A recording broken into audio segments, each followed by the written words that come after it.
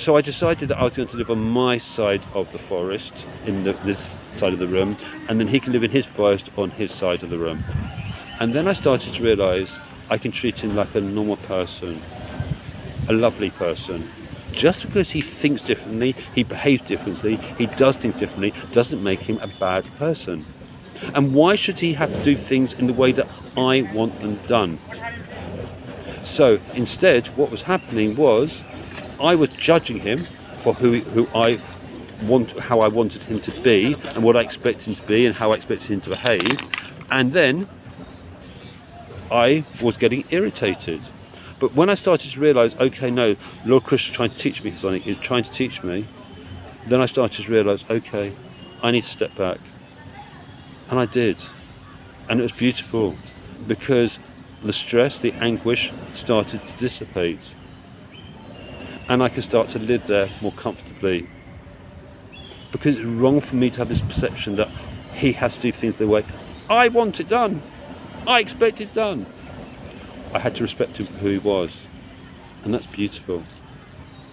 And this is what happened. And then I had to move room again for another reason. The reason why we've been moving lots of rooms is our ashram got knocked down and we had to move and move and move. That's a long story, a separate story. And now I live in the new ashram with 2 other Prabhus, and do you know what? They're both clean and tidy Prabhus. It took me 2 years to learn these lessons. But this wasn't just about a room lesson, it wasn't about a Prabhu lesson, this was lessons about tolerance. This was lessons about acceptance. This was lessons about not having expectations, not expecting other people to behave in a certain way, to think in a certain way, to behave in a certain way. And it was this multitude of lessons within one lesson.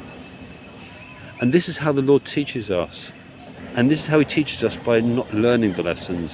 He just put me into the same environment in a different way, until eventually, through my practice of my sadhana and my bhakti, in line with my dharma, which I'll talk to you about separately, certain shifts started to take place in the mind and the way I was thinking and what I was doing, that enabled me to shift my perception in such a way that it was so natural. And now I've moved on to new lessons. The lesson has been learned, and this is how the Lord teaches us. Hare Krishna.